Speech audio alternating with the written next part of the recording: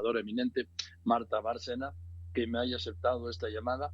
¿Por qué la busco? Porque Marta Bárcena era embajadora de México en Washington cuando se dieron los hechos que el presidente Trump, bueno, el expresidente Trump, reveló en este mitin del domingo pasado en Ohio, mitin electoral, donde dijo que nunca había visto a un gobierno, a una persona, no sé si al presidente o a Marcelo Ebrard, doblarse tan fácilmente como se dobló cuando le exigió que desplegara 28,000 soldados y gratis en la frontera y que además aceptara el quédate en México, y todo esto so pena de aplicar aranceles por un 25%.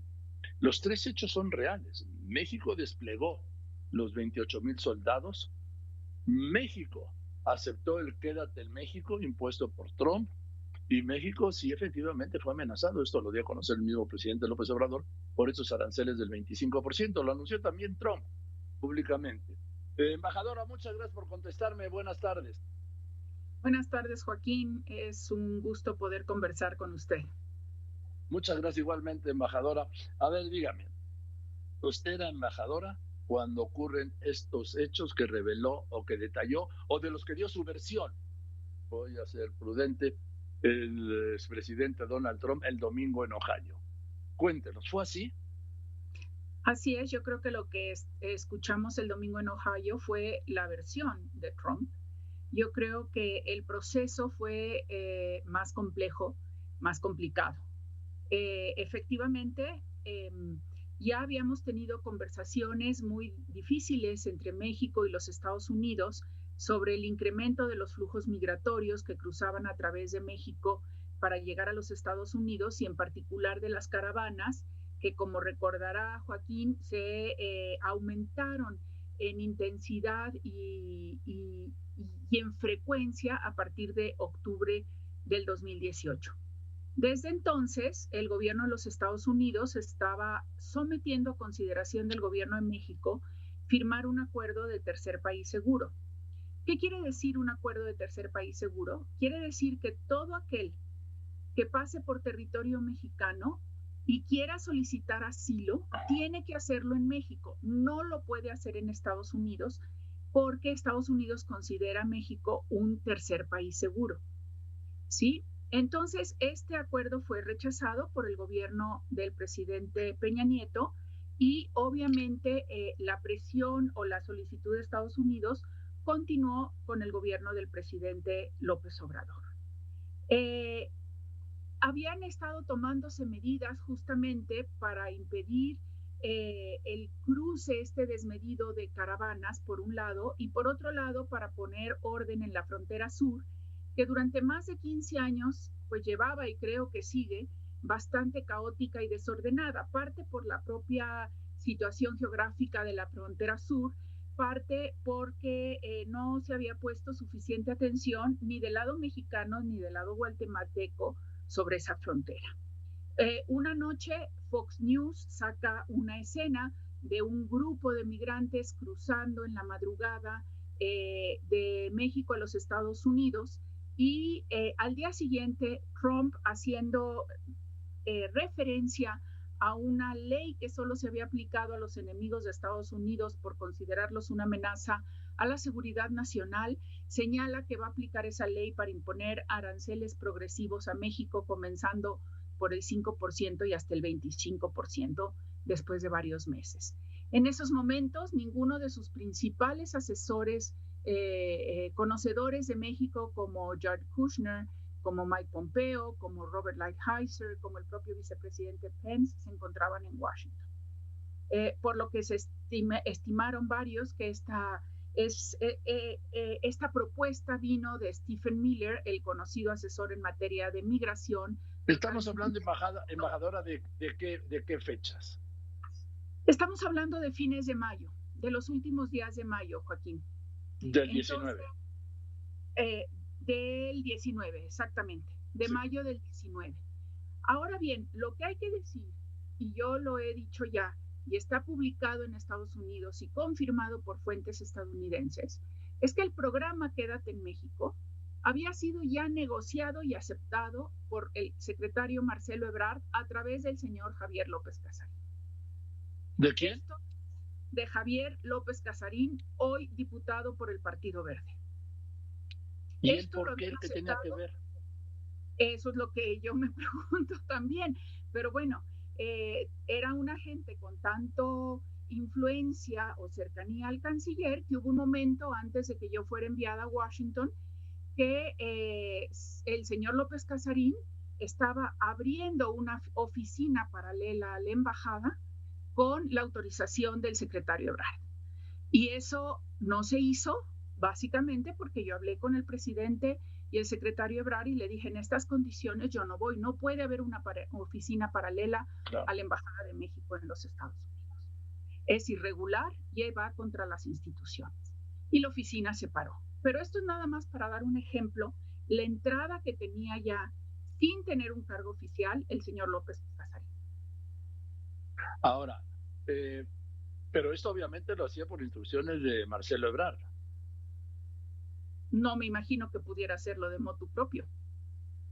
Ahora, entonces ya había aceptado el gobierno de México, digamos, Marcelo Ebrard, embajadora, que el programa Quédate en México de Trump. Así es. A través de la intervención de este representante sin representatividad oficial. Así es. Desde noviembre de 2018.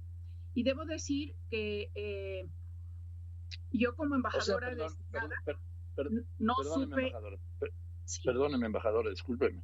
¿Me quiere usted decir que antes de que Marcelo Ebrard tomara posesión, o el mismo presidente tomara posesión y Marcelo Ebrard fuera designado secretario de Relaciones Exteriores formalmente, tenía un representante operador en Washington que acordó con el gobierno de Estados Unidos aprobar el Quédate en México? Ese representante negoció los términos y esto se aprobó en una reunión, según el propio libro Border Wars, o sea, las guerras de la frontera, se aprobó en una reunión en Houston entre el secretario Ebrard y el secretario Pompeo en noviembre del 2018, antes de la toma de posesión del presidente López Obrador. Bien. ¿Y qué siguió al Quédate en México, embajadora? Porque usted, ¿en qué momento se va a Washington? Yo me voy a Washington en diciembre. De hecho, el 21 de diciembre comparezco ante el Senado y el 20 de diciembre nos habíamos reunido en la Cancillería, el secretario Ebrard, la suscrita y varios empresarios mexicanos a hablar sobre los temas de cooperación con Centroamérica. Y al final de la reunión me llama el secretario y me dice, quiero avisarte que mañana la secretaria de Seguridad Interior va a hacer un anuncio de que van a aplicar una sección de su ley migratoria para regresar a México a todos aquellos que estén solicitando asilo, los van a regresar a México a esperar su proceso. ¿Qué opinas? Le dije, pues me parece que quizás podríamos verlo como una medida humanitaria, pero todo depende a cuántas personas nos estamos refiriendo y por cuánto tiempo. Ahí se queda la conversación.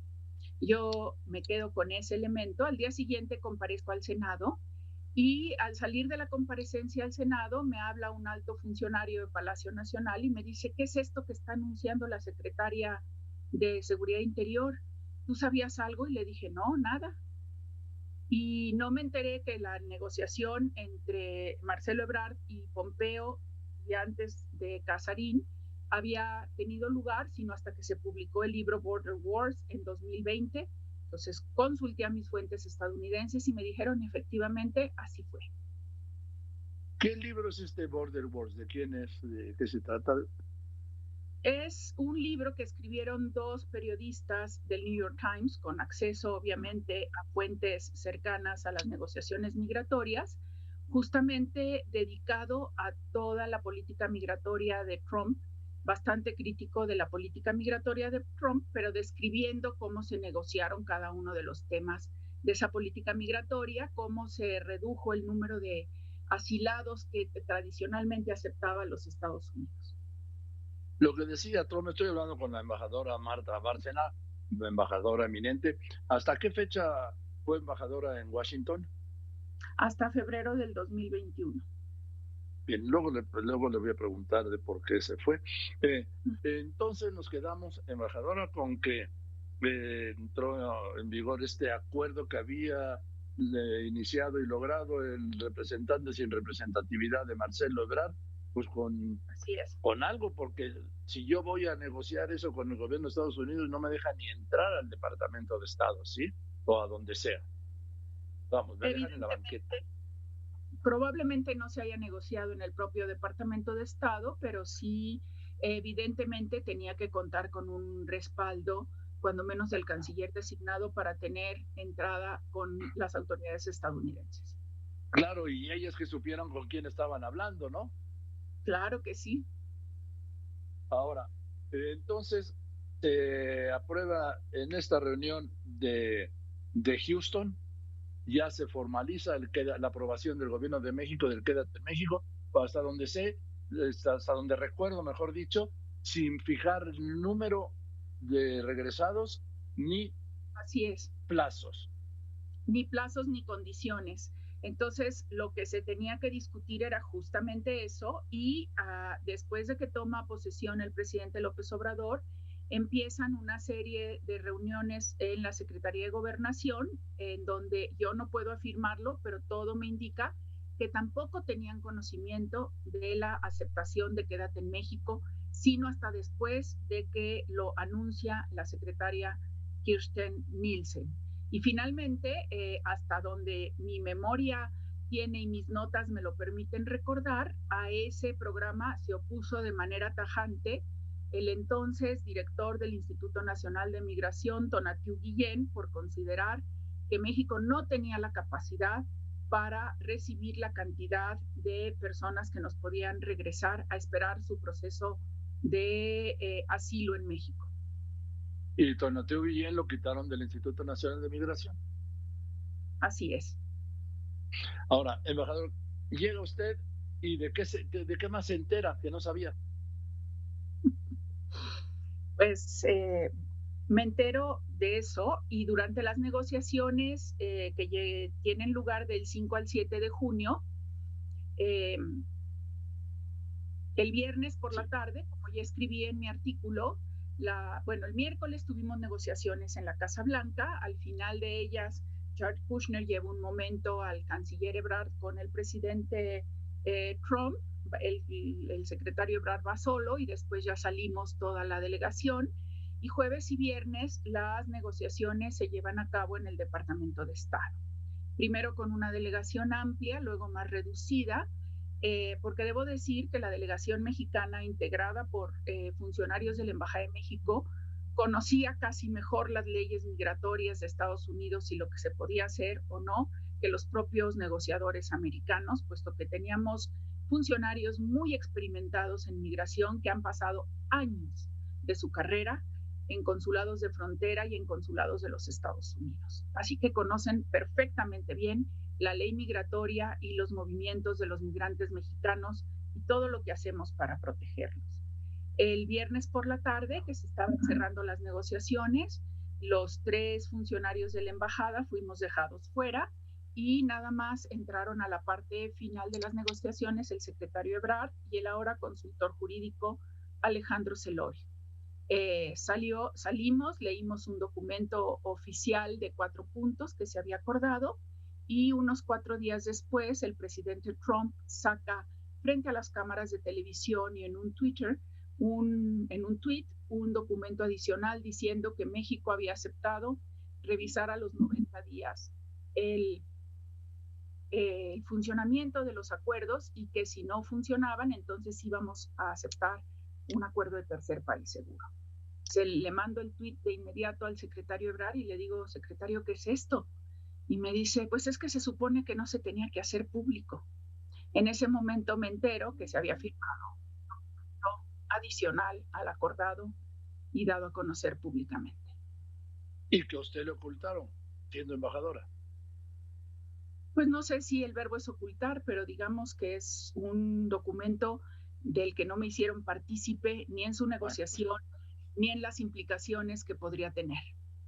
Bueno, usted es más cuidadosa que yo, usted es diplomática de carrera, ¿sí? Entonces no la hicieron bueno, lo digo como usted. Entonces, embajadora, a usted no le hicieron partícipe de este acuerdo que no se había dado a conocer de los 90 días. Así es. ¿Y luego qué pasó? Bueno, pues pasó que el programa Quédate en México, que en ese momento se estaba instrumentando solamente a través de 2 puertos de entrada, si mi memoria no me falla y probablemente me equivoque, era uno Tijuana y el otro era Sí. Paso, se amplió a toda la frontera, hubo negociaciones muy, muy difíciles, que alguna vez describiré en mis memorias, espero, muy duras, tan duras que estando yo en la sede de la Secretaría de Seguridad Interior, pues casi se me paró de la mesa la secretaria porque muy amenazante, y pues yo le contesté igualmente defendiendo los intereses de México. Eh, entonces, pues se extendió a toda la frontera y llegamos a tener hasta 70,000 personas esperando el proceso de asilo. Debo de decir que México siempre exigió que la decisión final del asilo se diera en un plazo no mayor a 6 meses y los Estados Unidos nunca cumplieron. Y se quedaron a veces por años esas personas esperando algo que expertos como Tonatiuh Guillén sabían que iba a suceder. También debo decir que se hicieron procesos, demandas legales de organizaciones de la sociedad civil americanas, particularmente ACLU, American Civil Liberties Union, en contra del programa Quédate en México. Nos pedían al gobierno de México que presentáramos un escrito ante la Corte de que México nunca había aceptado ese programa y que era una medida unilateral. Yo pedí instrucciones a la Cancillería, instrucciones que nunca se recibieron. Ahora, embajadora, ¿a qué momento se refiere Trump cuando dice que lo dobló con una facilidad que nunca, como nunca había visto a nadie doblarse? ¿A quién se Pues no, refiere? ¿Al presidente o a Ebrard? no, al secretario Ebrard, al presidente no. El presidente no habló con el presidente Trump de esto. O sea, ¿no habló de esto con el presidente Trump? Hasta donde yo tengo conocimiento, no, ni el miércoles ni el viernes. Y sí sé que el viernes en la tarde en el Departamento de Estado, los funcionarios del Departamento de Estado, el consejero legal o jurídico de la Casa Blanca, estaban hablando con el presidente Trump y con Pompeo, porque el presidente Trump insistía en que México aceptara un acuerdo de tercer país seguro, mientras que los americanos le decían que ya México había aceptado mucho. Bueno, en los hechos, embajadora, pues somos un tercer país seguro, ¿no? No, ¿No?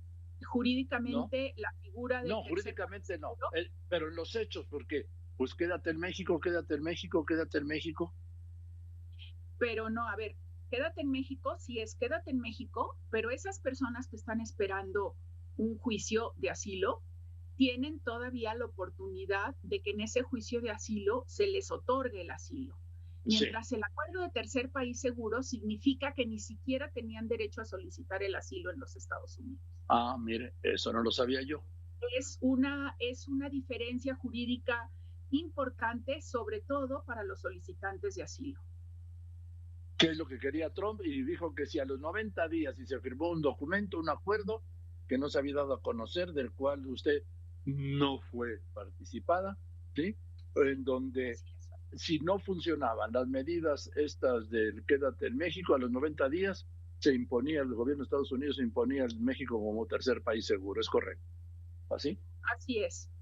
Y lo que hubo después, que Sí. eso ya escapa al conocimiento y a las atribuciones cualquiera de la embajada, fue el despliegue de la Guardia Nacional y de elementos de la Secretaría de la Defensa, tanto en la zona sur como en la zona norte. Eso es temporal o no, pero también lo delicado es que en la nueva, hay que recordar aparte, Joaquín, que la Guardia Nacional apenas se estaba instrumentando, apenas Sí. estaba teniendo lugar su despliegue y su constitución. Y cuando se aprueba la ley de la Guardia Nacional, se le dan atribuciones adicionales en materia migratoria que nunca habían tenido las policías de México. que solo eran coadyuvantes del Instituto Nacional de Migración, que es el único que estaba hasta ese momento autorizado para realizar detenciones de migrantes indocumentados. Ahora les llaman rescate, ahora los rescatan, no los detienen, embajadora. Digo, Así es hablando de un las formas. eufemismo, Joaquín, que creo que es poco atinado. Yo también coincido con usted, Aunque embajadora. hay veces, aunque hay algunas ocasiones contadas, pero las hay, en que efectivamente se les rescata de las manos de los traficantes ilegales de personas. Pero yo creo que Estoy, es habla- uno de los casos. Estoy hablando con la embajadora Marta Bárcena, embajadora eminente, ex embajadora de México en Washington. Eh, este, este acuerdo de desplegar los 28,000 efectivos militares, tanto en la frontera norte como en la sur, 17,000 en la del norte, 11,000 en la del sur, se tomó también en aquella reunión en donde usted Los no números participó. no se tomaron en la reunión, no. La decisión que se tomó fue de que México pondría mayor orden en la frontera sur y que tendría un mecanismo de vigilancia de las caravanas escalonado desde la frontera sur hasta el istmo de Tehuantepec para que no transitaran estas caravanas sin ningún control. Hasta donde yo recuerdo y mis notas me lo permiten rememorar, nunca se habló de números, se habló de un esquema, de un proceso de organización y de ordenamiento de la frontera sur. La frontera norte no se tocó en ese momento. Ah, bien, porque aquí lo que dice Trump es que le dijo que necesitaba 28,000 soldados gratis en la frontera. Yo creo que es una declaración hiperbólica, Joaquín, y que se basa en lo que finalmente sucedió meses después, que efectivamente hubo un gran despliegue de Guardia Nacional y de elementos del ejército en la frontera. Embajadora, ¿por qué dejó usted la embajada? Pues porque yo comparto un dicho que está en los libros de la sabiduría de la Biblia, todo tiene su tiempo bajo el sol. Y mi tiempo en Washington había concluido después de conversarlo largamente con el presidente López Obrador, de cómo había él visto la relación con los 2 años del presidente Trump, cómo se veía la relación con el presidente Biden. Yo le expresé mis puntos de vista sobre cómo podíamos trabajar la relación futura, sobre cómo se había trabajado la relación con Trump. Él tenía también su visión y pues después yo de escucharlo detenidamente, la visión del presidente y que él es el responsable de diseñar la política exterior, sin duda alguna, consideré que lo más oportuno era proceder a mi retiro anticipado del servicio exterior, que ya había ingresado hacia 43 años. Sí, usted es uno de los referentes del servicio exterior mexicano, del CEN, ¿sí? Porque tuve la Y fortuna de tener grandes maestros. ahora, dígame, embajadora, ¿así se lo dijo al presidente que ya se iba usted?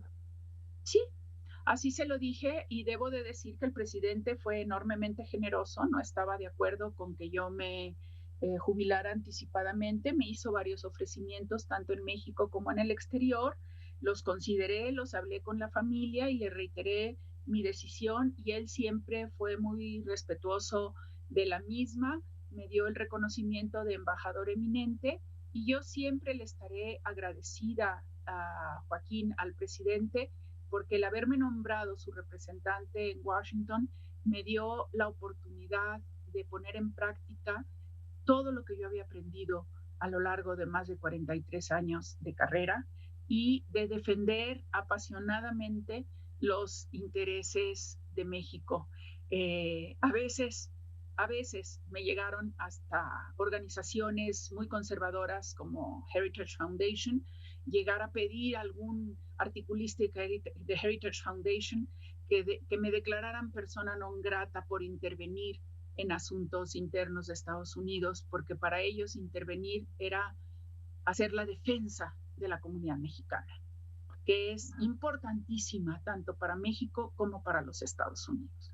Así que cuando me criticaron por eso, por impulsar la participación de la comunidad en el censo, todo, algún otro líder mexicano-americano me dijo, embajadora, ni se preocupe, es una medalla de honor. Hace mucho que no teníamos un embajador que defendiera con tanto ahínco a la comunidad mexicana y a los intereses de México. Pero con Ebrard no terminó bien la relación porque veo que había constantes desencuentros, vamos a llamarla así, como dicen los La diplomáticos. relación entre el canciller de México y el embajador de México en Estados Unidos ha sido tradicionalmente compleja, complicada, porque pues el embajador de México en Estados Unidos, sin que sea formalmente, pero informalmente, tiene rango de gabinete. Tenemos teléfono rojo en la oficina, hablamos con todos los secretarios de Estado porque hay que resolver cosas muy puntuales de la Secretaría de Economía, de Agricultura, de Aduanas, al momento. Pero lo más importante para un embajador de México en los Estados Unidos es tener la confianza del presidente.